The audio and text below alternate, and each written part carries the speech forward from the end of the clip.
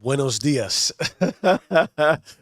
Oh, good morning. Good morning, world, universe, the infiniteness of life. May this vibration reach everywhere, to everyone and every being. And when it reaches you, may it do so with intensity and the immenseness of love and prosperity through the spirit of God and Creator and all that is amazing about life.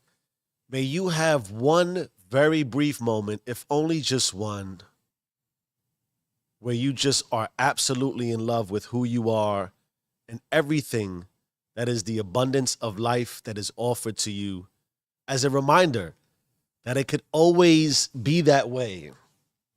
And ladies and gentlemen, boys and girls, people of the world, it is, I think, day 37 of the Do You Rules live stream experience. I am full of life today, as I am every day. However, I feel more inspired about life today. I had one of those transition moments. Yesterday, I took a really, a really big step back. And when I take a step back, it hurts. It is an opportunity to sort of bathe in my insecurities. It's an opportunity to bathe in the possibilities of, if I didn't continue to change, if I didn't continue to improve, if I just pressed pause, or even, and I would actually say this, if I hit the stop button. It's more like I hit pause to remind myself why I don't want to stop, so I can continue to press play and go. Once again, immensely important and powerful to the self-improvement process, because we are limited and finite, and because what we're going to talk about today, which is the world is constantly changing. The world is constantly changing, whether you would agree or disagree, whether you like it or not, whether you're conscious of it or not. The world has to go. That is our message for today. The fact that the world has to keep going. The world has a pace. So if we talk about the improvement process, rhythms and patterns and habits, the pace that we have improving in our lives, wherever you're at with the improvement process, however big or small, that'll be a theme we touch on. However fast or slow, there are some things that are absolutely certain, if you just but realize and come to consciousness as to what is occurring, which is, it's all about you, because it isn't just about you, right? It is to make a contribution to self, because self impacts the collective, the possibility of collective consciousness, the idea that you want to move, you want to have a pace, rhythm, habit, pattern that is conducive to forward progress, because the world, there's millions of us, billions of us that are like, all right, before I get tangential, I'm already hyped, right? Red Book of Power. I'm going to read a lot from this today because I wrote a lot down yesterday as I was going through my depressive state. And it can be depressing. I don't want to mock, and I'm not trying to mock it or limit it. It's powerful. I need those days. Agua, because I'm in my Espanol mood today. Buenos dias, buenos dias, buenos dias. Chapstick, medicated style. I feel like I need some. Buenos dias, buenos dias. How the fuck are you doing today? You understand? Oh man, what a blessed and beautiful existence. What a blessed and beautiful existence. I'm gonna take 30 seconds because that's just what I gotta do in the morning. Not complaining. I'm gonna flow with it.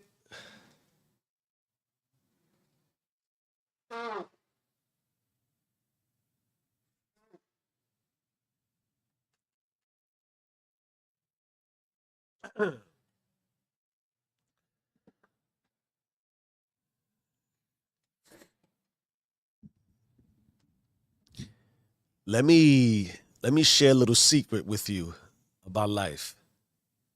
If you got life today, it's a beautiful day. It's a beautiful day because it's a beautiful day to be alive. And I really want to get into some of these ideas and concepts I wrote down.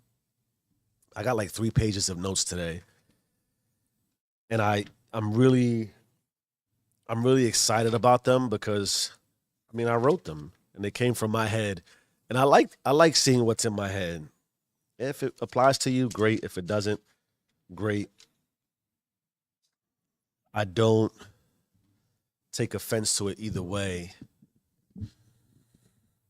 Here we are. Here we are. 4:37 a.m. on a Thursday, a random Thursday. What does that even mean? A Thursday. What does the date and time mean? All right. Let's settle in. Let's get focused. If we can ask the question, as a matter of fact, as a matter of fact, did I stop it? No.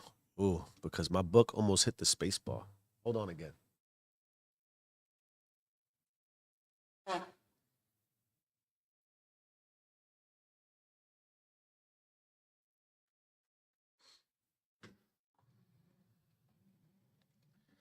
All right.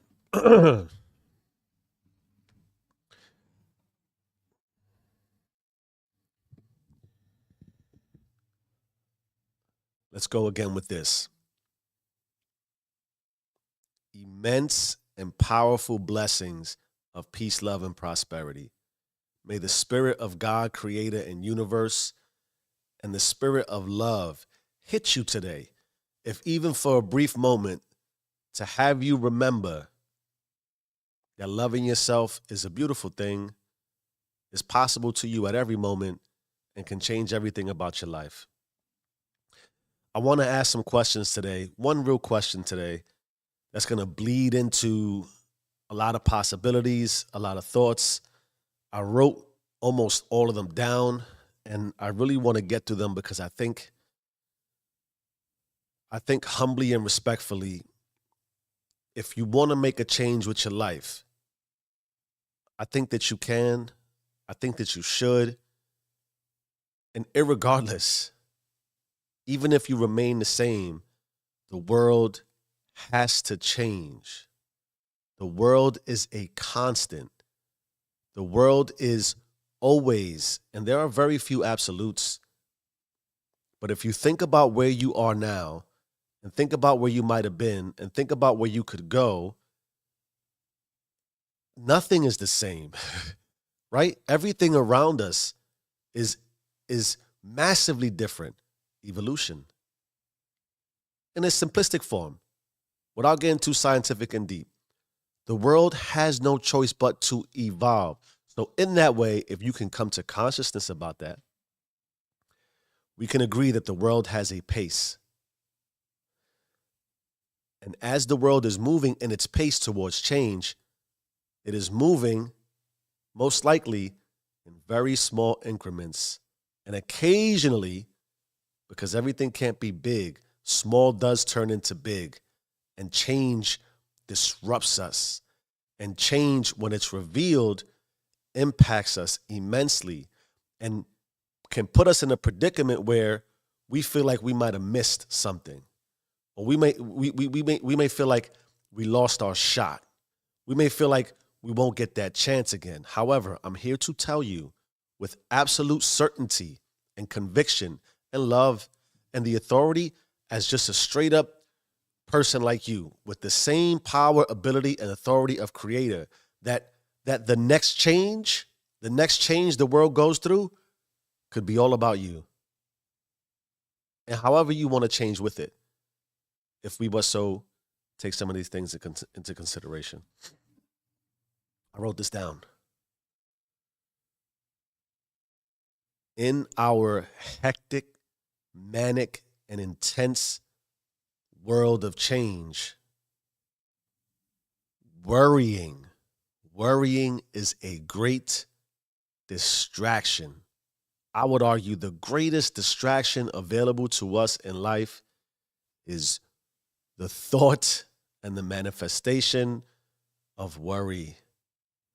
Therefore, I ask the question very directly, very simply: what are we actually worried about? What are we worried about?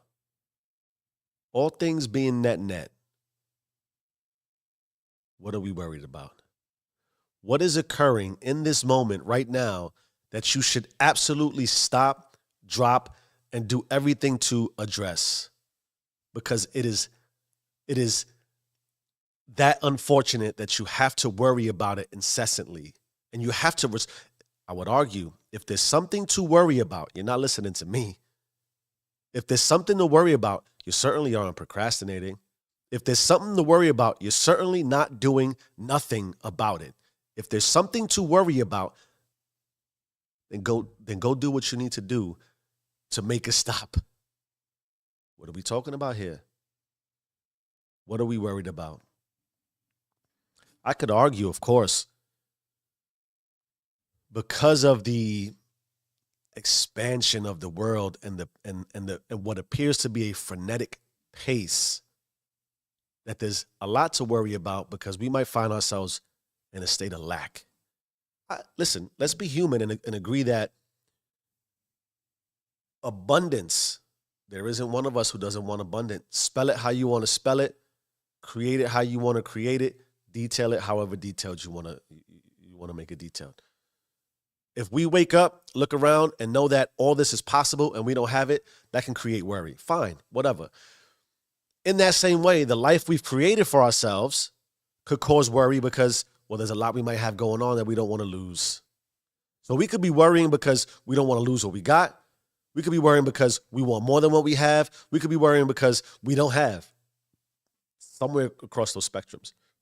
Broadly speaking, with respect to with respect to all that goes into that, the detail. Okay, fine. Worrying is a great distraction. What are we actually worried about? I wrote this down. Small, small, and what appears to be small can become big, right? We've experienced this. We understand the emotional and physical, spiritual, and the real tangible product of small things becoming big.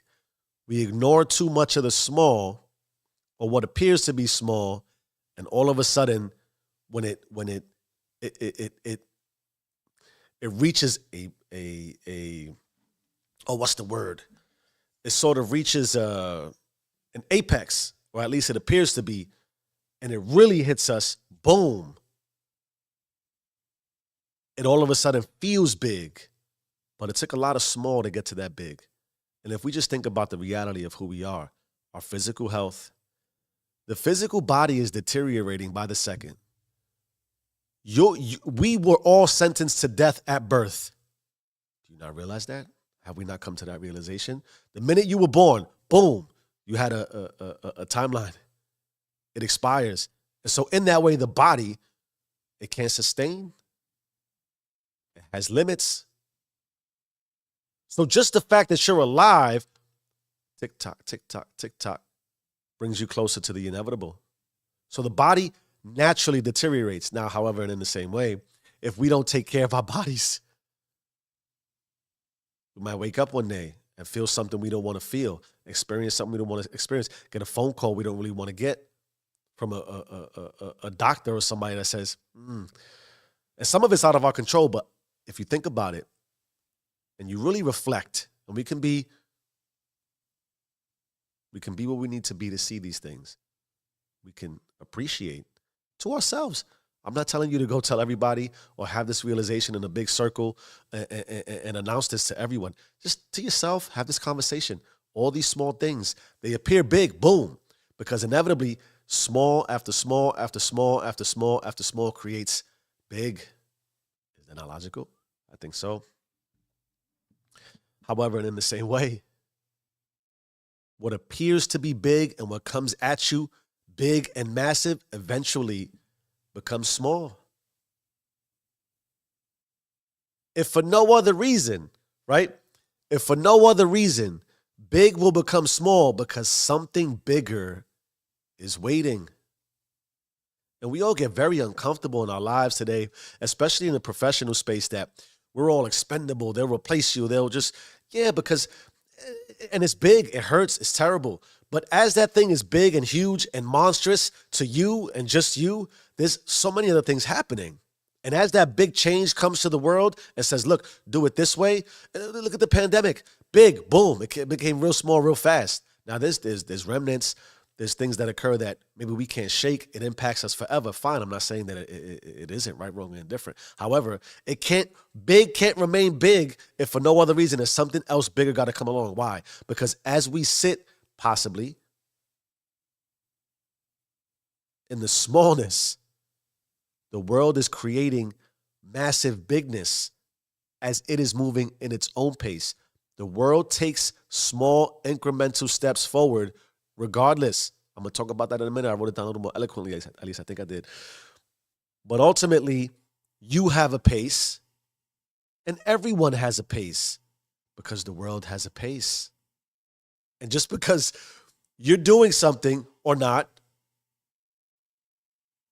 doesn't mean that the world should take notice in a big or a small way. The world just goes. And maybe one day it'll be big for you. Maybe one day it'll be bigger. Maybe one day you'll be the biggest. But even in that same way, as you become the biggest, eventually there's somebody bigger waiting. It's a guarantee. Worrying is a great distraction. What are we actually worrying about? The world around us changes constantly without regard or worry. It is ruthlessly and dynamically fixed in that way. Think about that logic and sort of what is that word? It eludes me. But that something can be dynamic and yet fixed in the same way. The world is fixed in that it must keep moving forward. It must continue to produce change. It must continue to evolve. It's fixed in that way. However, it is dynamic in that we can all make an impact to the change that happens, small or big, big or small, at any time. And while the world is fixed in a direction, which is really just forward, right? The world is just like, we're going. If you're stalling, if you're idle, if you're just not doing anything, the world is not going to look at you it's not going to judge you really. It's just going to move. And then when the change occurs, you are where you are. And, oh shit. I don't think I was streaming. Oh man. I think I'm streaming. Maybe that was just my... Okay, I'm still streaming. Where was I? The world just goes. If you stop, I think that's what I was going to say. You can also make the choice at any point, even after being still, stagnant, and in stasis. If you move and decide to take a small step, the world will accept that. As the world is changing, because the world is the world, and there's many people, like, we can't be ignorant and naive to this fact too. You could have the greatest potential, but there's other people with other great potential in the world, and they may have started before you. They may have started with you. They may start after you. Yo, why you looking at They me? wind You up know it's moving on ahead you, baby. faster. Like they were catapulted forward and shot out of a slingshot. You might be moving like a snail. Either way, there's a pace, and the pace is happening. The world is happening everywhere, and at the same time, whether you're asleep, awake, or somewhere in the middle. That's just the reality. I wrote this down too. All that being taken into consideration. The world too moves at a pace. And if you pay strict attention and we stop worrying, we will realize the world is not moving as fast or isn't as big in change as it appears to us.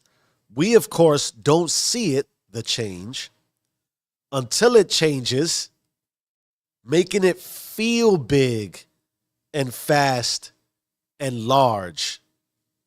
And if you haven't slowed yourself down enough to realize this, if you haven't begun to move and be small, because small and small and small eventually has no choice but to come big, but to become big, even if it's just big to you.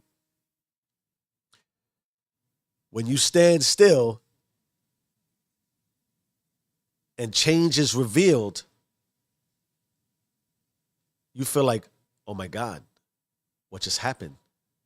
We're going to get into that. No change in this world is instant. It's just that the world is in a pace of small, compound movements that appear big when it's done stacking those small movements. The world is just going. It is going. It is going whether you worry or not. It is going in an unemotional way. It doesn't have a favorite. It doesn't care where you've come from. It doesn't care what you started with. It doesn't care the cards you were dealt. It has absolutely zero, none, no emotional tie to you. You might want to believe it does. You might want to argue that it should. It won't. Can we not open our eyes and realize that? Now, this is of great significance. I believe I wrote this down too. Because the world has to move and change and reveal bigness, once the world has completed a big move and we get stuck in the moment of that bigness and we don't realize it's fleeting like everything else is fleeting, the world continues moving small towards the next big, because everything big eventually becomes small. I would even argue that if you witness a change today, something that appears to be monumental today, something that is this is going to be the next everything, you've already missed it. Move on, try to find the next change. When you see the change, we jump on it. It becomes viral in many different ways. And we want to cling to it because we want to associate with it, but we missed it. And we missed that in our emotional reaction to it. Because at that moment, we get excited about, oh, look, we could change. Oh, look, it could be us. It's gone. It already occurred. The smallness was happening under the covers, behind the scenes, when you weren't looking, while you were standing still. Why is this important? I don't know. Maybe it's not important. Maybe none of this makes sense. Let's talk it out. If the world, I believe, if you can see it, is moving small towards the next big one, knowing the world must change, I'll make it about me for a minute. I'm not suggesting that you should do this or that it makes sense to you, that it's logical. I realize I can pace myself in equally small increments. This is why we go to focus on improving every day. Because I've missed enough changes. I've missed enough changes I could have capitalized on, inclusive of myself. Down to the fundamentals of the foundation in which I live my life, the principles, the virtuousness, the ethics, the code. Man, I think there's a wire messing up. Keeps making my screen go black. I'm going to keep flowing. I can move in small increments, knowing I am and must change, even if slower than the pace of the world. I got to be confident, secure, and comfortable in that way. The world's always going to go faster. I'm always going to be slower. I am but a very small part of the whole, of the collective. And also, in that same way, the change that I seek may not be as big. I gotta be, I gotta be reasonable. And it could also be massive, but it's just me. And there's so many other that could be so much bigger. And as soon as I get the biggest, more big is coming. So I can change and know I must change and improve every day, even if slower than the world, even if longer in time than the world paces itself. However, the change in me, the change in you, the change in us, once completed, the impact and the realization of it will be as sudden. The way you wake up today and see, wow, look at this thing that just happened in this world is crazy. I never would have expected it.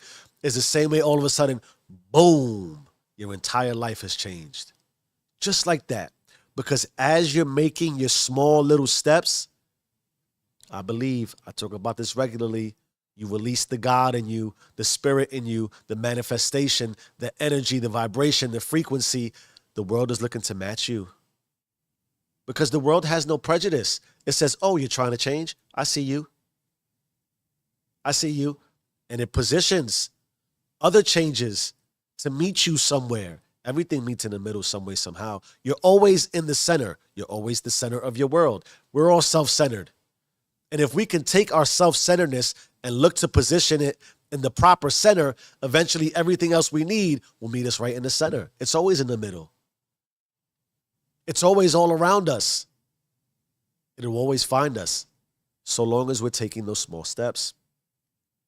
And I believe again, boom, right?